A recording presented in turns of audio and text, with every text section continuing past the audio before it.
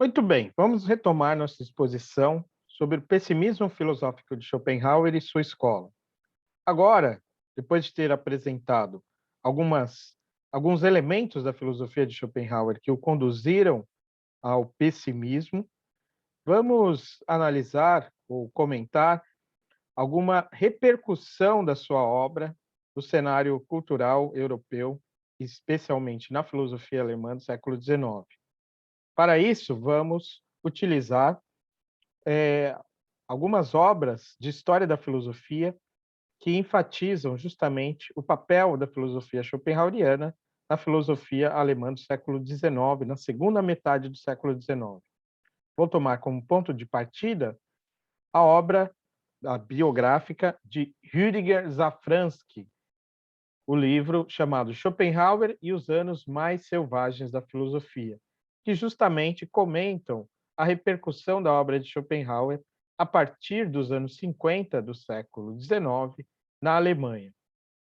E, basicamente, são três os principais autores, filósofos que tiveram alguma relevância em sua época, que desenvolveram alguns resultados da filosofia schopenhaueriana.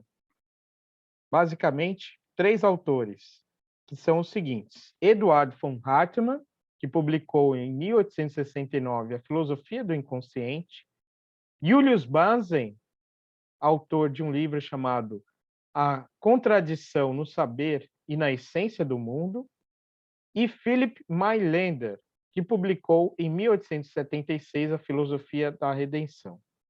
Vale mencionar o estudo de Giuseppe Invernizzi, Il pessimismo tedesco dell'Ottocento, que é uma obra que justamente faz a historiografia desse período da filosofia.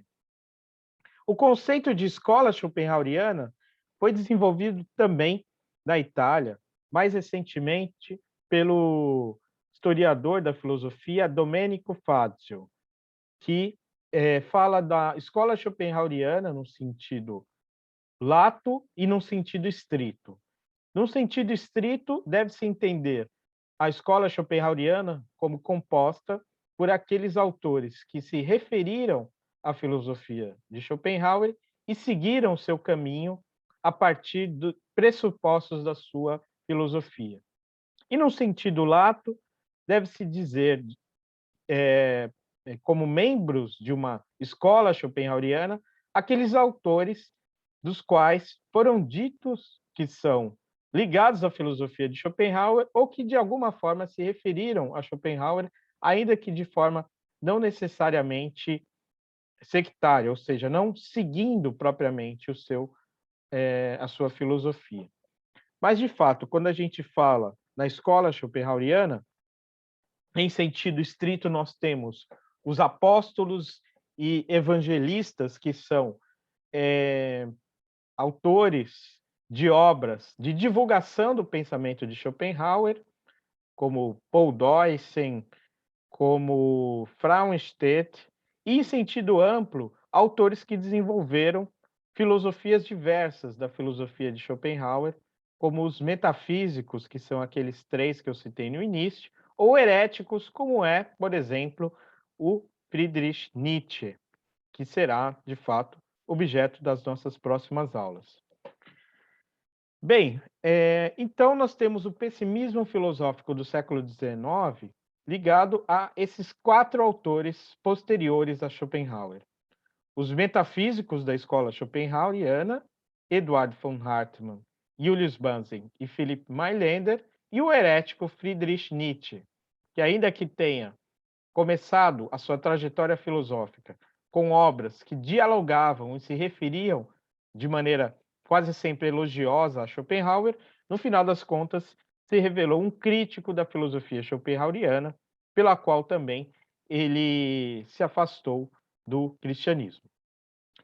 Bem, vou comentar então brevemente a obra desses três primeiros e deixar um comentário mais geral sobre a filosofia de Nietzsche a partir da aula que vem, quando vamos analisar alguns textos de Nietzsche que encaminham de fato para a discussão do niilismo e a sua tentativa de superação do pessimismo niilista que ele vê presente em Schopenhauer e nesses três autores, e de modo mais geral, em toda cultura cristã que se desenvolveu no Ocidente, segundo Nietzsche, desde Platão.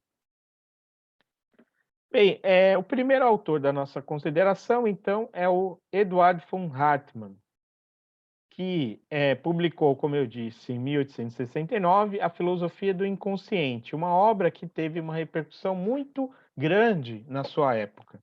Uma das obras mais lidas da filosofia alemã do século XIX, mas que hoje já não é tão referida assim.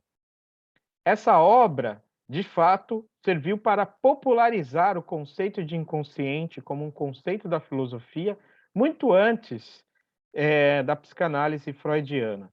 No entanto, a noção de inconsciente presente em Hartmann se refere a um princípio metafísico que surge como uma espécie de amálgama entre a filosofia do espírito de Hegel e a vontade de Schopenhauer, e não se refere àquilo que de fato a psicanálise vai desenvolver como uma instância da psique humana.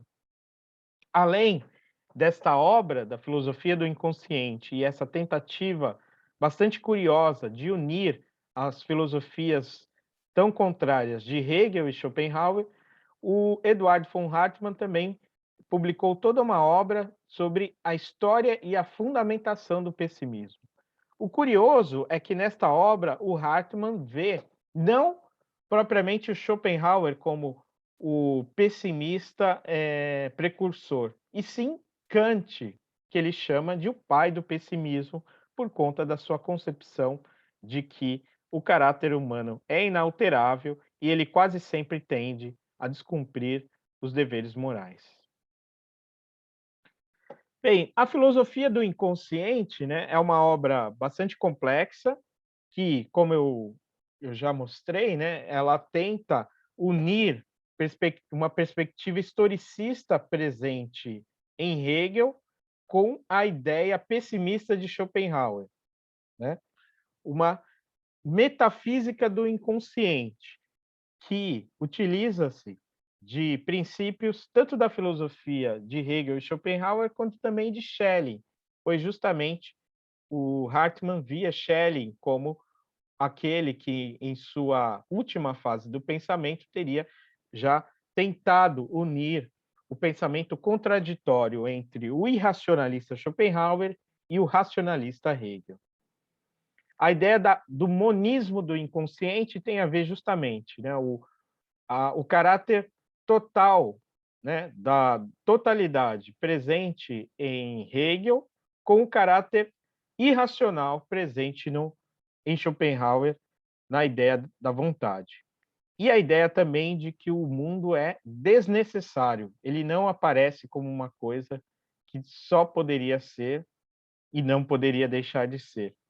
Essa também é uma ideia presente nessa filosofia tão curiosa do Hartmann, assim como um elemento próprio do seu pessimismo, que é o cálculo eudemonológico. O cálculo que, ao contrário do cálculo utilitarista, que visa a maximização do bem-estar, tem uma consequência pessimista. O hedonismo, ou seja, a tendência a avaliar a vida a partir do que há nela de dor e prazer, conduziria a um resultado negativo.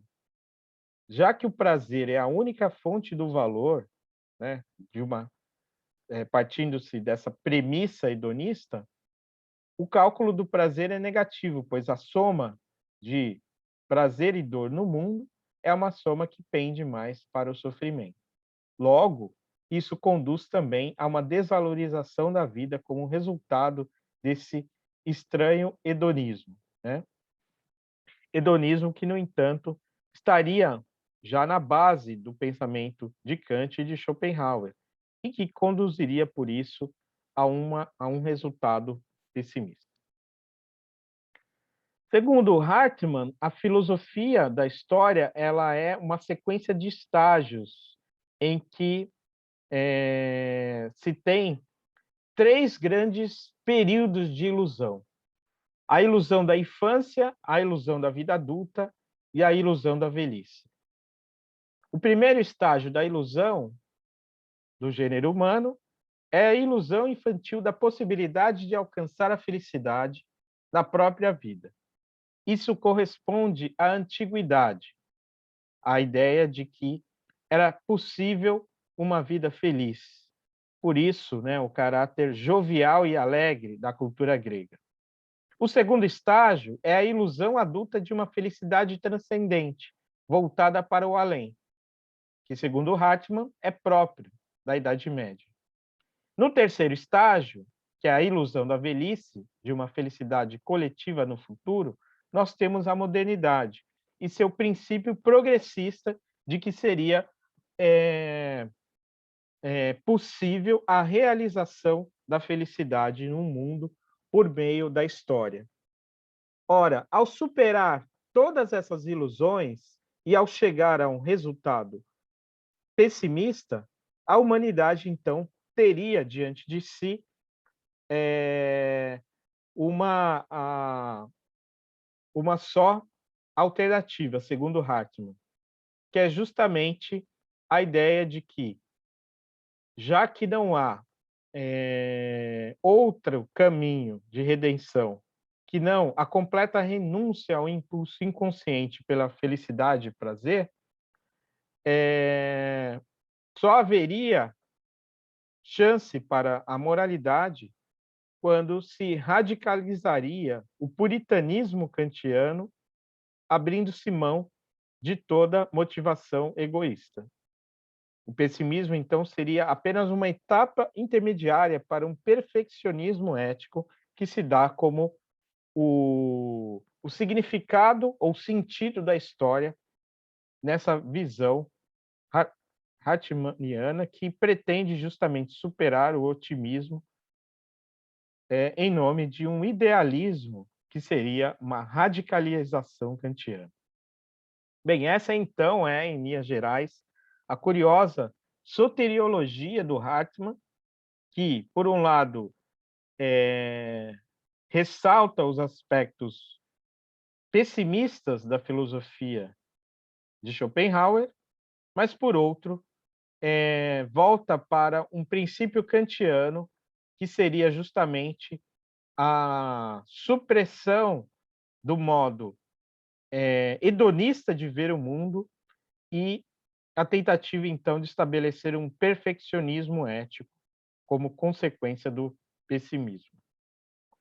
Bem, a filosofia de Hartmann ela foi importante justamente porque ela popularizou, de fato, algumas tendências filosóficas da época. Essa tendência historicista presente em Hegel, junto com os motivos pessimistas de Schopenhauer, além de todo esse amálgama de princípios kantianos e schellingianos. Mas, felizmente ou infelizmente, a obra de Hartmann acabou sendo datada, né? E depois da Primeira Guerra Mundial, o Hartmann já não é mais quase mencionado na história da filosofia, a não ser pelos historiadores eruditos, né, que tentam justamente investigar o que se pensava no século XIX e como, né, esses autores faziam parte da referência cultural, né, da cultura europeia entre o final do século XIX e início de XX, né? Então, a obra de Hartmann é muito mencionada por escritores do final do século XIX e início do XX, como Tolstói, né, que menciona o Hartmann. Mas, hoje em dia, como eu disse, né, o Hartmann não é um filósofo levado tão a sério. Um outro filósofo que ficou mais como uma curiosidade da história da filosofia, né, ainda que a sua obra tenha recebido, de certa forma, uma certa atenção nos últimos anos, é a filosofia de Philipp Mayländer, justamente aquele que levou, talvez, às últimas consequências, alguns pressupostos do pessimismo schopenhaueriano. Philipp Mayländer nasceu em Offenbach em 5 de outubro de 1841. E na madrugada entre 31 de março em 1º de abril de 1876, ele se suicidou, após receber em sua casa o primeiro exemplar da sua obra principal, A Filosofia da Redenção. E por que Mailander se matou ao receber justamente primeiro exemplar da sua obra que ele via como a obra da sua vida? Porque justamente a filosofia da redenção é uma defesa do suicídio como caminho para a redenção. Algo bastante curioso, né? De fato, ao contrário de Schopenhauer, Mailander considera o suicídio um caminho para a redenção, porque ele, de fato, vê a aniquilação da vida como o único caminho possível para a redenção. E, na verdade, um caminho inevitável, já que a decomposição é a lei do próprio universo. Bem, essa curiosa filosofia recebeu a atenção de um escritor como Jorge Luis Borges, que num texto chamado Via Thanatos, presente em outras Inquisições, resume dessa forma a filosofia de Mailander. Ao reler esta nota, penso naquele trágico Philip Batz, que na história da filosofia é chamado Philip Mailander. Ele foi, como eu, diz Borges, leitor apaixonado de Schopenhauer. Sob sua influência, e talvez sob a dos gnósticos, imaginou que somos fragmentos de um Deus que, no princípio dos tempos, destruiu a si mesmo, ávido de não ser. A história universal é a obscura agonia desses fragmentos. Mailander nasceu em 1841. Em 1876, publicou seu livro Filosofia da Redenção. Nesse mesmo ano, ele se matou. Ora, Borges poderia ter dito aqui que não apenas Mailander se matou no mesmo ano de publicação da sua principal obra, como, na verdade, se matou logo depois de publicá-la. Porque, como o próprio Borges resumiu, de fato, para Mailander, ou Philip Batz, que era o seu nome verdadeiro, todos nós somos fragmentos de um Deus suicida que, após criar o mundo, se mata. E é por isso que há essa frase enigmática e retumbante presente no centro da metafísica Mailanderiana, que é uma frase que parece antecipar Nietzsche, mas na verdade vai num sentido diferente. A frase é: Gott ist gestorben und sein Tod war das Leben der Welt. Deus está morto e sua morte é a vida do mundo. A ideia da morte de Deus aqui não é a ideia da morte de um princípio espiritual que não representa mais a visão de mundo da consciência europeia, como é a morte de Deus em Nietzsche, mas, de fato, a morte de uma substância que criou o universo e que, desde então, não cessa de cair no nada. Ávida, como disse o Borges, de não ser. Aquela unototalidade que criou o mundo está submetida à lei da entropia, do enfraquecimento das forças, o que conduz necessariamente a uma decomposição. Após o mundo ser criado, ele se expande e se comprime, rumo ao não ser. E é por isso que Mailander faz uma apologia do suicídio. O mundo é meio para a finalidade do não ser, e, na verdade, é o mundo o único meio possível. Todos os indivíduos desse mundo real realizam também o esforço ou tendência pelo não ser. Eles lutam uns contra os outros, entram em conflito, se opõem mutuamente e, dessa forma, enfraquecem sua força. Já que a unidade anterior ao mundo se manifesta no mundo a partir de uma certa quantidade de força, ela só pode atingir sua finalidade por meio de um contínuo declínio da mesma, da força. Dessa forma, todo indivíduo realiza a tendência ao desaparecimento total por meio do enfraquecimento da força. A castidade e o suicídio, quando conscientemente exercidos, através do conhecimento da essência do mundo, são apenas meios de realizar completa e conscientemente aquela finalidade, o nada absoluto para o qual, no final das contas, o mundo inevitavelmente aponta. É nesse sentido, então, que nós temos em Philip Mailander, talvez o único grande filósofo da história da filosofia ocidental que tenha feito de fato uma apologia do suicídio, embora não tenha sido o único a se matar. Mas, de fato, para Mailander, o suicídio é um caminho de redenção, ainda que ele seja, de certa forma, indiferente, porque, de uma forma ou de outra, todos estamos condenados a desaparecer. No entanto, e isso é mais curioso, antes do suicídio, é necessário que o ser humano, na sua vida social e comum, tente conduzir a sua vida para a melhor forma possível. E a melhor forma de vida social para Mailander é o socialismo. Justamente porque o socialismo é a forma de resolver o problema social e é aquilo que almas nobres como Ferdinand de La Salle procuraram realizar à sua maneira, assim como o Buda Siddhartha Gautama Sakyamuni tentou também fazer, embora não de forma prática, mas de forma metafísica. E é nesse sentido que Mailander pretende unir movimento operário social-democrata e uma ética compassiva budista, né? Então, o caminho do socialismo para Mailander seria a realização do que de melhor e de mais perfeito poderia existir no mundo, do ponto de vista político. Mas o socialismo é apenas um caminho para o esclarecimento do que é a vida em si mesma, tendo resolvido o problema social, a questão social da desigualdade, da pobreza e da necessidade. Após isso, o ser humano poderia ver o que é a vida e veria que a vida é algo que não vale a pena e que, portanto, o suicídio seria o melhor caminho.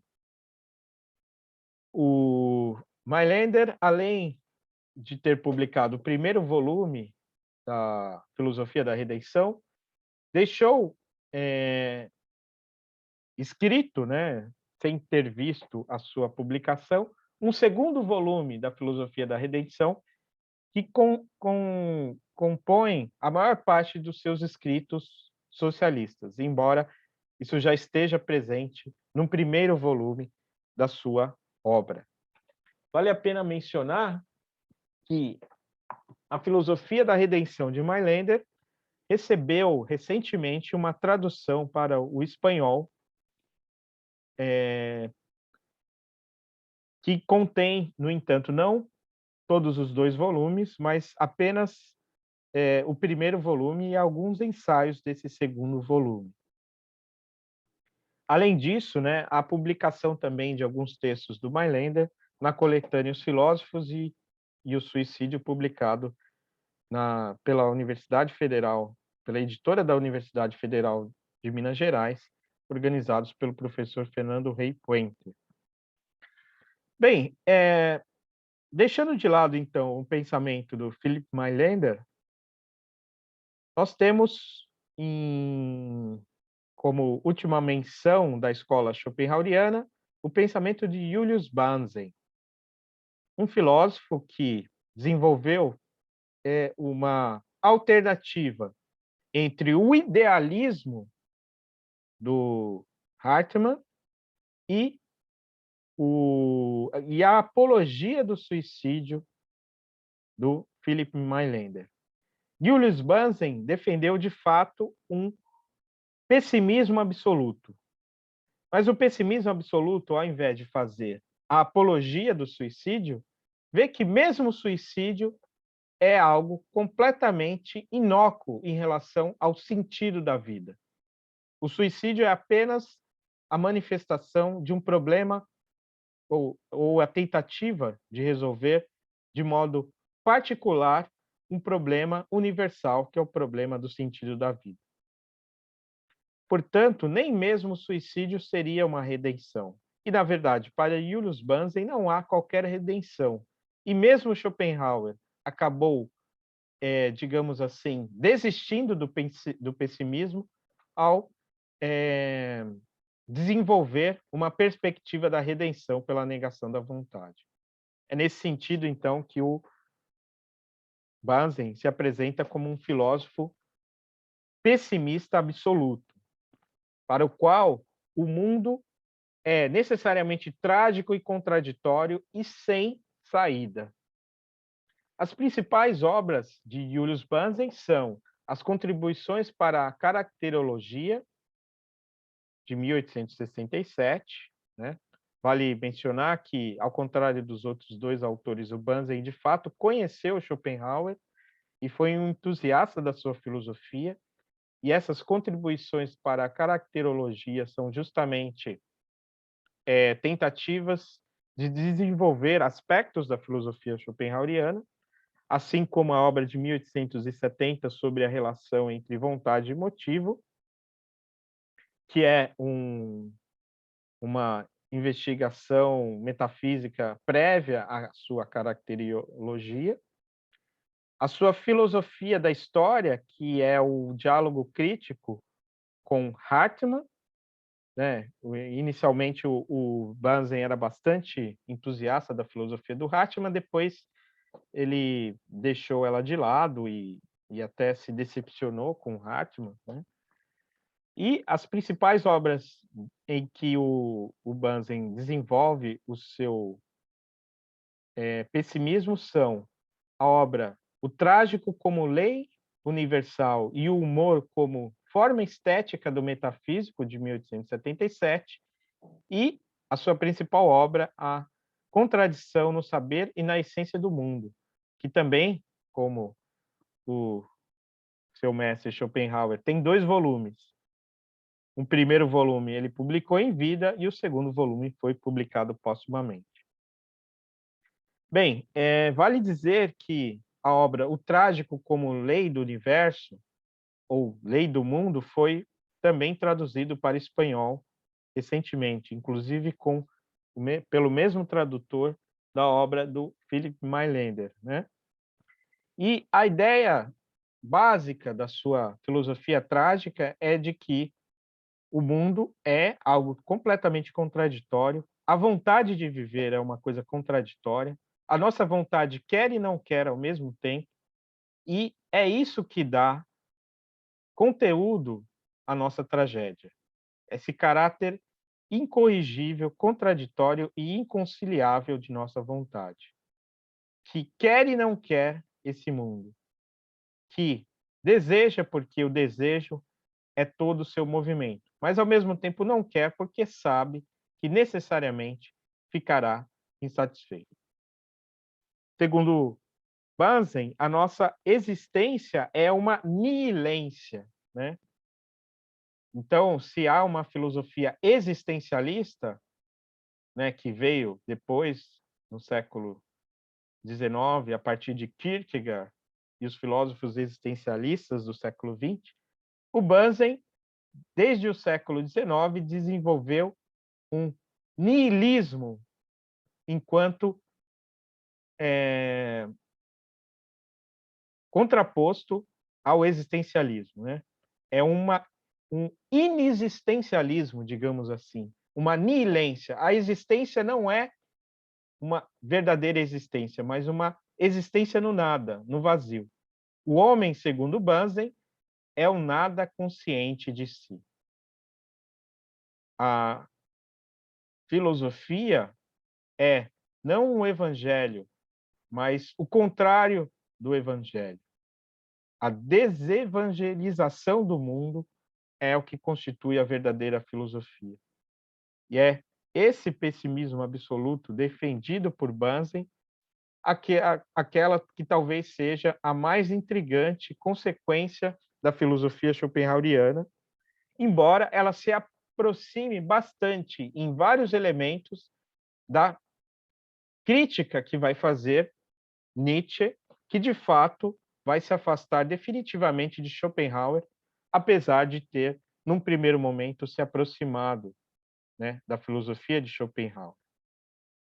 Nietzsche, mais tarde, vai rejeitar também todos os filósofos pós-schopenhauerianos como figuras caricatas que não desenvolveram filosofias originais e interessantes, ficando mais restritos a uma curiosidade erudita do que a um, a um desenvolvimento da filosofia que nos conduzirá à descoberta de novas possibilidades.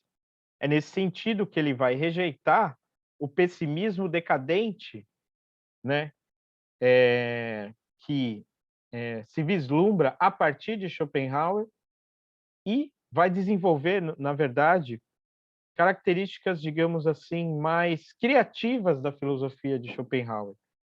Num primeiro momento, a metafísica do artista, que também entusiasmou Wagner, outro entusiasta da filosofia de Schopenhauer, que Nietzsche via justamente como uma tentativa de renovação da cultura alemã na sua primeira obra filosófica, O Nascimento da Tragédia, de 1871. Até as considerações extemporâneas do início dos anos 70, o Nietzsche estava muito próximo de Schopenhauer por conta da figura do filósofo como um educador, como alguém que pode servir para a formação e renovação do espírito europeu. Mas, após esse primeiro entusiasmo com a filosofia de Schopenhauer, e apesar da obra de Nietzsche nesse início ser bastante marcada, inclusive em aspectos terminológicos, pela filosofia de Schopenhauer, Nietzsche vai, a partir de Humano Demasiado Humano, oferecer uma crítica de pressupostos da filosofia de Schopenhauer, como também da filosofia de Kant, e desenvolver uma filosofia própria, completamente contrária aos pressupostos filosóficos metafísicos do autor de Um Mundo como Vontade e Representação. É nesse contexto, então, que surgirá, né, uma filosofia que reflete sobre o niilismo como um fenômeno da época, tomado em perspectiva histórica, cujos desdobramentos Nietzsche tenta superar através de uma nova filosofia. E é isso que nós veremos com mais profundidade nas nossas próximas aulas. Antes de terminar, no entanto, essa aula sobre as consequências e os resultados da filosofia schopenhaueriana e a escola do pessimismo, vale mencionar também que autores que se remetem a Schopenhauer estão presentes no pensamento do século XX, como o próprio Freud, que de fato se refere a Schopenhauer como um autor que desenvolveu muitas perspectivas que a psicanálise vai desenvolver mais tarde, né? Especialmente no que diz respeito à teoria da repressão, da loucura e da sexualidade, ainda que a postura de Freud seja radicalmente contrária à metafísica, no sentido de Schopenhauer e Hartmann, né? A visão de mundo freudiana presente naqueles ensaios como O Futuro de uma Ilusão e O Mal-Estar na Civilização são bastante marcados por uma visão pessimista que remonta também à filosofia schopenhaueriana, ou pelo menos a esse ar pessimista da filosofia do século XIX. Um outro autor que se refere elogiosamente a Schopenhauer, ainda que desenvolva elementos radicalmente contrários, né, é Max Horkheimer, que ao fundar a teoria crítica, pensava inicialmente fazer uma síntese entre Marx e a preocupação pela emancipação humana e a compreensão do sofrimento existencial presente na filosofia de Schopenhauer. Horkheimer, especialmente no final da vida, depois da Segunda Guerra Mundial, quando ele volta do exílio para a Alemanha, ele pronuncia uma série de conferências em que ele retoma o vínculo com a filosofia Schopenhauer que ele desenvolveu inicialmente na juventude e que, quando ele desenvolveu os primeiros elementos da teoria crítica, da assim chamada Escola de Frankfurt, ele havia deixado de lado. E aí, a partir então dos anos 50, 60, o Horkheimer volta a falar na atualidade de Schopenhauer, em conferências que são até hoje bastante comentadas. Mas o filósofo que, de fato, né, mais se aproxima desse pessimismo filosófico do século XIX, né, ainda que com uma obra que não tem nada de metafísica e, pelo contrário, repudia qualquer tentativa de sistematização ou justificação metafísicas, é Émile Cioran, um filósofo romeno, né, radicado na França a partir dos anos 40, que numa sequência de livros bastante célebres de aforismos, volta a falar sobre o inconveniente de ter nascido, recuperando elementos do pessimismo do século XIX. Para uma história do pessimismo e da, da escola pessimista inaugurada por Schopenhauer e com consequências fundamentais para pensar essa época do niilismo, vale a pena mencionar essas duas referências. O livro Pessimismos, de Michael Pallen, Pessimismo, Filosofia da História, Metafísica e Modernidade, de Nietzsche a Spengler, uma obra que eu utilizarei, né, de alguma forma, para embasar algumas das aulas que nós teremos na sequência, especialmente sobre Spengler, né, que é um filósofo que vai publicar no século XX o livro O Declínio do Ocidente, Der Untergang des Abendlandes,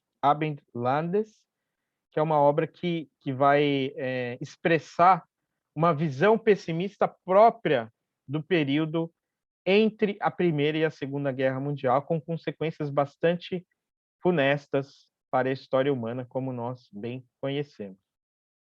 E uma outra obra, uma obra sistemática e bastante interessante, que desenvolve uma história da filosofia sob o ponto de vista negativo, é a obra de Rüdiger Lütkehaus, um estudioso da filosofia de Schopenhauer, uma obra chamada Nichts, nada, que é justamente aquela última palavra da filosofia de Schopenhauer presente no mundo como vontade de representação, o nada. E, nesta obra, né, o Lütkehaus oferece toda uma reflexão sobre a ideia de não ser na história da filosofia e de como a história da filosofia, ao invés de ser a história do esquecimento do ser, como disse em algum lugar Heidegger, é a história do esquecimento do não ser. E, para encerrar, duas referências sobre a relação entre Schopenhauer e o niilismo. Como eu disse na primeira parte dessa aula, Schopenhauer não menciona em nenhum momento em sua obra a ideia de niilismo. Essa palavra estava fora do vocabulário de Schopenhauer, que, no entanto, muito reflete sobre o nada e sobre a falta de sentido da vida, ou, mais especificamente, sobre a nulidade da existência. Ele usa a palavra Nichtigkeit, né? Nadidade ou nulidade da existência, para falar justamente do seu pessimismo. Mas duas obras recentemente publicadas de estudiosos da filosofia de Schopenhauer e de Nietzsche investigam aspectos nihilistas do pensamento de Schopenhauer. A obra de Eli Wagner Francisco Rodrigues, chamada Schopenhauer, Nihilismo e Redenção, publicada pela editora FI, e a obra Labirintos do Nada, a crítica de Nietzsche ao nihilismo de Schopenhauer, de Jale Oliveira Silva Salviano, publicado pela EDUSP, que ficam aí como referências para quem quer investigar o possível vínculo entre Schopenhauer e o niilismo, que surge principalmente a partir da interpretação de Nietzsche. Interpretação essa que será objeto da nossa próxima aula expositiva, que será publicada aqui no meu canal na terça-feira que vem. Antes disso, na sexta-feira, eu comentarei, para quem puder seguir a aula e se inscreveu nesse curso por meio de uma reunião do Google Meet, alguns textos de Schopenhauer e tirarei também algumas dúvidas sobre a exposição que eu fiz aqui do seu pessimismo. Então, nos vemos nas próximas etapas desse curso sobre o niilismo e o pessimismo filosófico. Tenham uma boa semana.